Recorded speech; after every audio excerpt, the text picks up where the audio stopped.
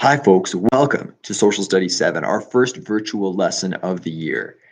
So we're today talking about the Acadian Deportation. It's the Great Deportation PowerPoint in the second unit of our course.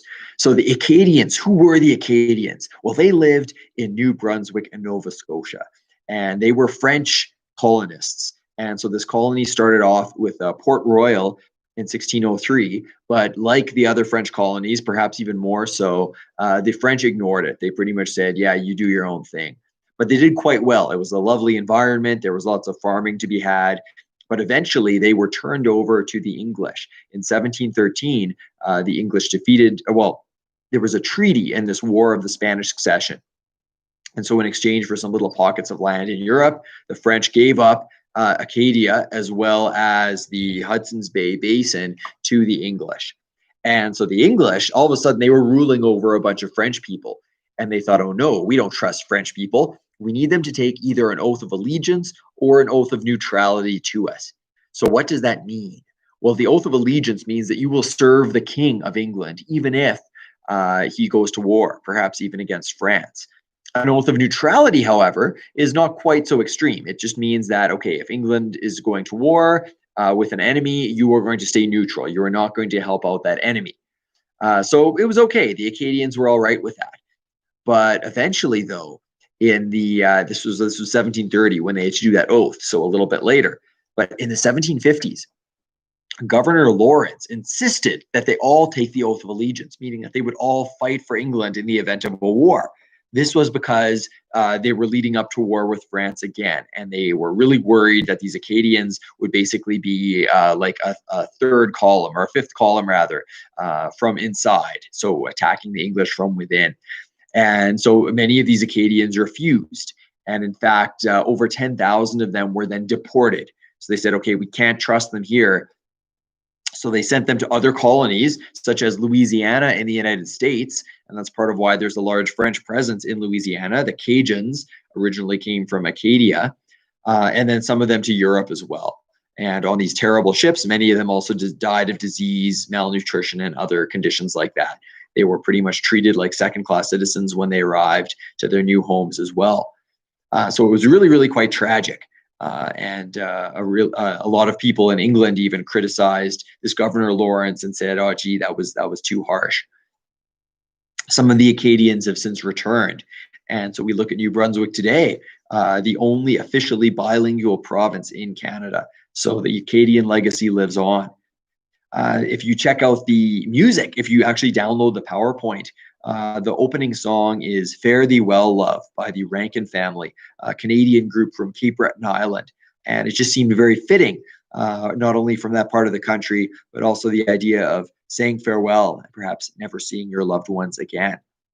So we're now going to go through a poem by Longfellow. So the poem is called Evangeline. And so, yeah, Henry Wadsworth Longfellow, and he wrote this. He was an American, but he wrote it about the Acadian deportation. And so the general premise is that Evangeline is an Acadian woman, and she is separated from her lover, Gabriel. They're both deported.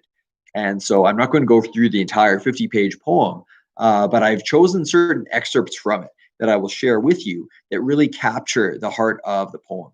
So the first 20 pages pretty much go over the beauty of Acadia. They talk about the blossoming romance between Evangeline and Gabriel. So that's all the good part. But we're going to start off at page 21, which looks at the deportation itself and to see if these two will ever meet again.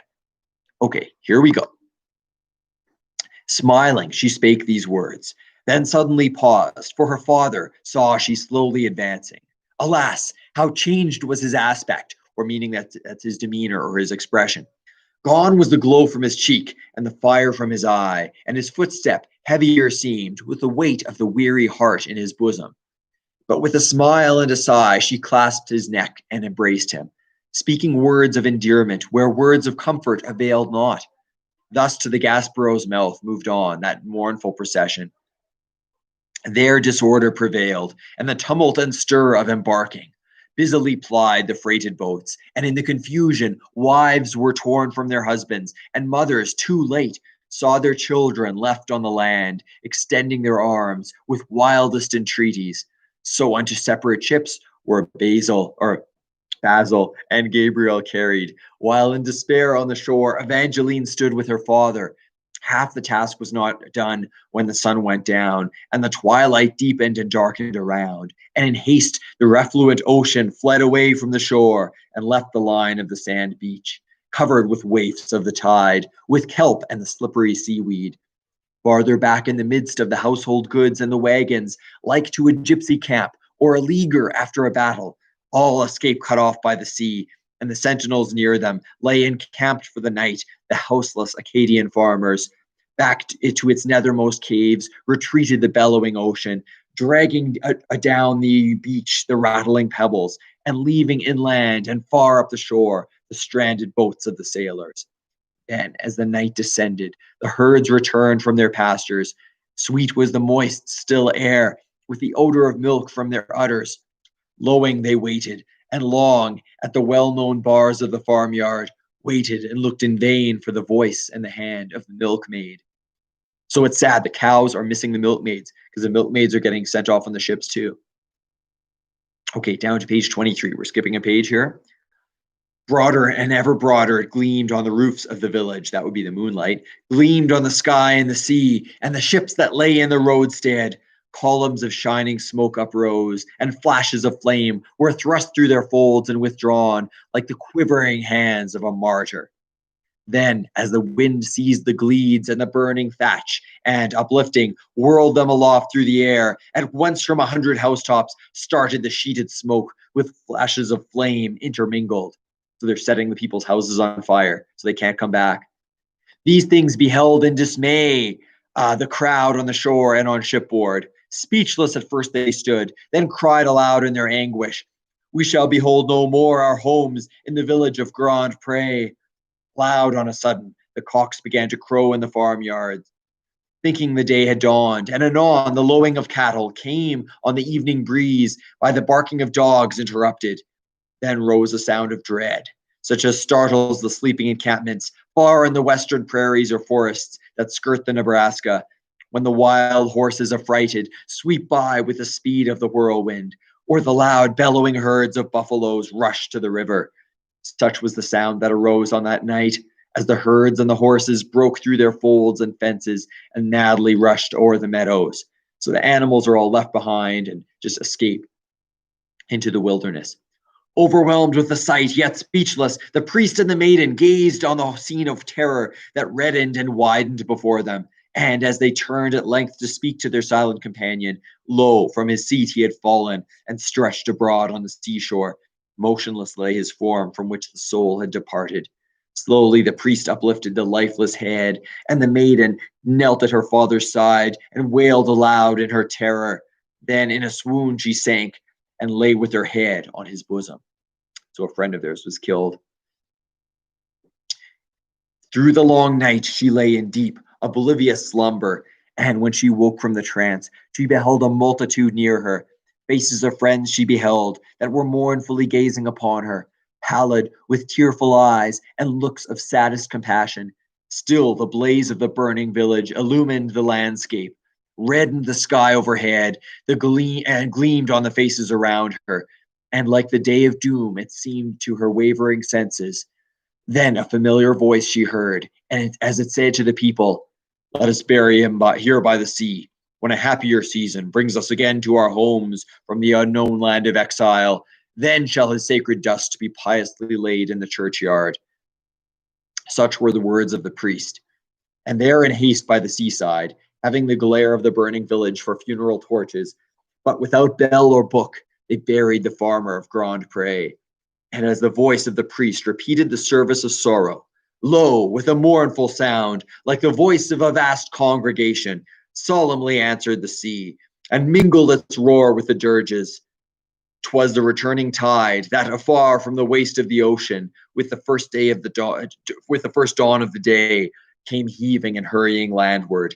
Then recommenced once more with the stir and noise of embarking, and with the ebb of that tide, the ships sailed out of the harbor, leaving behind them the dead on the shore and the village in ruins.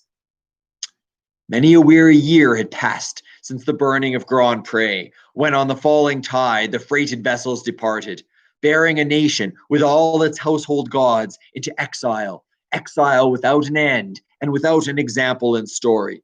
Far asunder on separate coasts the Acadians landed. We go now to page 27. Thus did that poor soul wander in want and cheerless discomfort rather, bleeding barefooted over the shards and thorns of existence. Let me essay, O Muse, to follow the wanderer's footsteps, not through each devious path, each changeful year of existence, but as a traveler follows a streamlet's course through the valley, far from its margins at times, and seeing the gleam of its water, here and there in some open space, and at intervals only, then drawing nearer its banks, through sylvan glooms that conceal it. Though he behold it not, he can hear its continuous murmur, happy at length if he find the spot where it reaches an outlet. So Gabriel is wandering. It was the month of May, far down the beautiful river, past the Ohio shore, and past the mouth of the Wabash. Into the golden stream of the broad and swift Mississippi floated a cumbrous boat, that's a large boat, that was rowed by Acadian boatmen. It was a band of exiles, a raft, as it were, from the shipwrecked nation, scattered along the coast, now floating together, bound by the bonds of a common belief and a common misfortune. Men and women and children who, guided by hope or by hearsay, sought for their kith and their kin among the few-acred farmers on the Acadian coast and the prairies of fair Opelousas. With them Evangeline went, and her guide, the Father Felician. Onward, o'er sunken sands, through a wilderness somber with forests, day after day they glided down the turbulent river, night after night by their blazing fires, encamped on its borders. Now through rushing chutes, among green islands, where plume-like cotton trees nodded their shadowy crests, they swept with the current, then emerged into broad lagoons, where silvery sandbars lay in the stream, and along the wimpling waves of their margin, shining with snow-white plumes, large flocks of pelicans waded. Level the landscape grew, and along the shores of the river, shaded by china trees, in the midst of luxuriant gardens, stood the houses of planters, with Negro cabins and dovecotes. They were approaching the region where reigns perpetual summer, where through the golden coast and groves of orange and citron sweeps with majestic curve the river away to the eastward. They too swerved from their course, and entering the bayou of Plaquemine, soon were lost in a maze of sluggish and devious waters, which, like a network of steel, extended in every direction. Over their heads, the towering and tenebrous boughs of the cypress met in a dusky arch, and trailing mosses in midair waved like banners that hang on the walls of ancient cathedrals. Death-like the silence seemed, and unbroken, save by the herons, home to their roosts in the cedar trees, returning at sunset, or by the owl, as he greeted the moon with demoniac laughter. So it's describing the swamp, this quiet, eerie swamp. Lovely the moonlight was as it glanced and gleamed on the water, gleamed on the columns of cypress and cedar sustaining the arches, down through whose broken vaults it fell as through chinks in a ruin. Dreamlike and indistinct and strange were all things around them, and o'er their spirits there came a feeling of wonder and sadness, strange forebodings of ill, unseen and that cannot be compassed, as at the tramp of a horse's hoof on the turf of the prairies, far in advance are closed the leaves of the shrinking mimosa, so at the hoofbeats of fate, with sad forebearings of evil, shrinks and closes the heart, ere the stroke of doom has attained it. But Evangeline's heart was sustained by a vision that faintly floated before her eyes and beckoned her on through the moonlight. It was a thought of her brain that assumed the shape of a phantom. We move on now to page 46. So she's still imagining in her mind Gabriel, her long-lost love. So we're going now all the way to page 46. So they're wandering, lost, hoping to find each other. And down at page 46, we now find ourselves. Okay. Dark no longer, but all illumined with love, and the pathway which she had climbed so far, lying smooth and fair in the distance, Gabriel was not forgotten. Within her heart was his image, clothed in the beauty of love and youth, as last she beheld him, only more beautiful made by his death-like silence and absence. So she hasn't seen him for years, and yet still loves him just as much. Into her thoughts of him, time entered not, for it was not. Over him, years had no power. He was not changed, but transfigured. He had become to her heart as one who is dead and not absent. Patience and abnegation of self and devotion to others. This was the lesson a life of trial and sorrow had taught her. So was her love diffused, but, like to some odorous spices, suffered no waste or nor loss, though filling the air with aroma. Other hope had she none, nor wish in life, but to follow meekly, with reverent steps, the sacred feet of her Savior. Thus many years she lived as a sister of mercy, frequenting lonely and wretched roofs in the crowded lanes of the city, where distress and want concealed themselves from the sunlight, where disease and sorrow and garrets languished neglected. So she's working as a nun and visiting the sick in various attics. A garret is an attic. Night after night, when the world was asleep, as the watchman repeated loud through the gusty streets that all was well in the city, high at some lonely window he saw the light of her taper. Day after day, in the gray of the dawn, as slow through the suburbs plodded the German farmer, with flowers and fruits for the market, met he that meek, pale face, returning home from its watchings. So there in that, he's in Philadelphia, Gabriel is, and so too is she. But I don't know if they know that the other is there.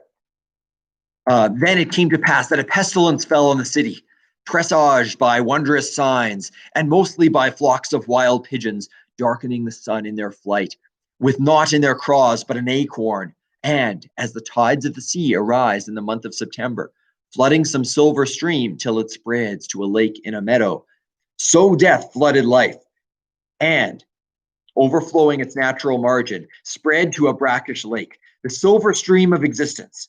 Wealth had no power to bribe, nor beauty to charm the oppressor, but all perished alike beneath the scourge of its anger. So it's a terrible pestilence or sickness that fell upon the city. Only, alas, the poor, who had neither friends nor attendants, crept away to die in the almshouse, home of the homeless. Then in the suburbs it stood, in the midst of meadows and woodlands. Now the city surrounds it, but still with its gateway and wicket, meek in the midst of splendor, its humble walls seem to echo softly the words of the Lord. The poor ye always have with you. Thither, by night and by day, came the sister of mercy.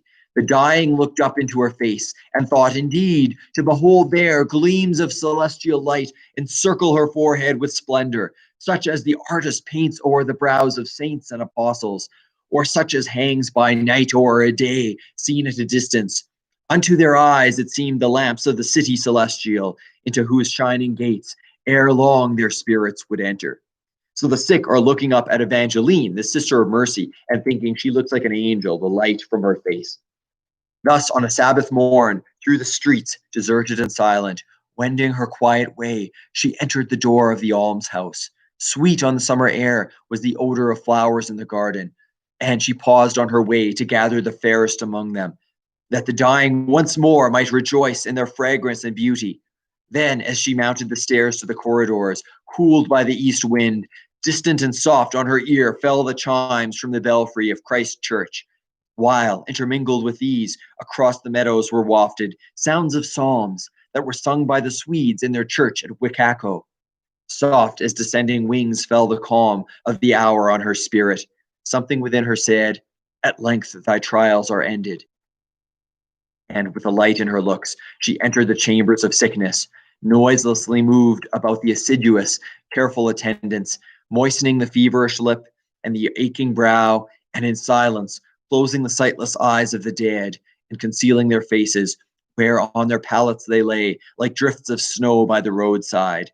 So she's basically covering up and giving comfort to those who have died. Many a languid head, upraised as Evangeline entered, turned on its pillow of pain to gaze while she passed, for her presence fell on their hearts like a ray of the sun on the walls of a prison. And as she looked around, she saw how Death, the consoler, laying his hand upon many a heart, had healed it forever. Many familiar forms had disappeared in the nighttime. Vacant their places were, or filled already by strangers.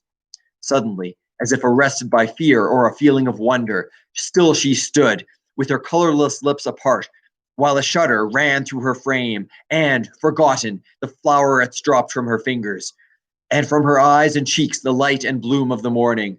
Then there escaped from her lips a cry of such terrible anguish that the dying heard it, and started up from their pillows. On the pallet before her was stretched the form of an old man. Long and thin, and gray were the locks that shaded his temples. But as he lay in the morning light, his face for a moment seemed to assume once more the forms of its earlier manhood. So are wont to be changed the faces of those who are dying. Hot and red on his lips still burned the flush of the fever, as if life, like the Hebrew, with blood had besprinkled its portals, that the angel of death might see the sign and pass over. Motionless, senseless, dying, he lay, and his spirit, exhausted, seemed to be sinking down to infinite depths in the darkness of slumber and death, forever sinking and sinking. Then, through those realms of shade, in multiplied reverberations, heard he that cry of pain, and through the hush that succeeded, whispered a gentle voice, in accents tender and saint-like, "Gabriel, O my beloved," and died away into silence. Then he beheld, in a dream, once more the home of his childhood, green Acadian meadows, with sylvan rivers among them, village and mountain and woodlands, and walking under their shadow, as in the days of her youth, Evangeline rose in his vision. Tears came into his eyes, and as slowly he lifted his eyelids, vanished the vision away. But Evangeline knelt by his bedside. Vainly he strove to whisper her name, for the accents unuttered died on his lips. Their motion revealed what his tongue would have spoken. Vainly he strove to rise, and Evangeline, kneeling beside him, kissed his dying lips and laid his head on her bosom. Sweet was the light of his eyes, but it suddenly sank into darkness, as when a lamp is blown out by a gust of wind at a casement. So she met him basically as he was dying. They met each other once again in his last moments. All was ended now, the hope and the fear and the sorrow, all the aching of heart, the restless, unsatisfied longing, all the dull, deep pain and constant anguish of patience. And as she pressed once more the lifeless head to her bosom, meekly she bowed her own and murmured, "Father, I thank thee." Still stands the forest primeval, but far away from its shadow, side by side, in their nameless graves, the lovers are sleeping. Under the humble walls of the little Catholic churchyard, in the heart of the city, they lie, unknown and unnoticed. Daily the tides of life go ebbing and flowing beside them. Thousands of throbbing hearts, where theirs are at rest and forever. Thousands of aching brains, where theirs no longer are busy. Thousands of toiling hands, where theirs have ceased from their labors. Thousands of weary feet, where theirs have completed their journey. Still stands the forest primeval, but under the shade of its branches dwells another race, with other customs and language. Only along the shore of the mournful and misty Atlantic linger a few Acadian peasants, whose fathers from exile wandered back to their native land to die in its bosom. In the fisherman's cot, the wheel and the loom are still busy. Maidens still wear their Norman caps and their kirtles of homespun, and by the evening fire repeat Evangeline's story, while from its rocky caverns the deep-voiced neighboring ocean speaks, and in accents disconsolate answers the wail of the forest. So that's the poem Evangeline. It really, really captures the loss of being torn away, separated from your loved ones, and torn away from your homeland. So I hope you've enjoyed this. Feel free to read the rest of the poem. You can read it in its entirety on D2L, but I will see you in a future YouTube lesson. Take care, folks. Bye-bye.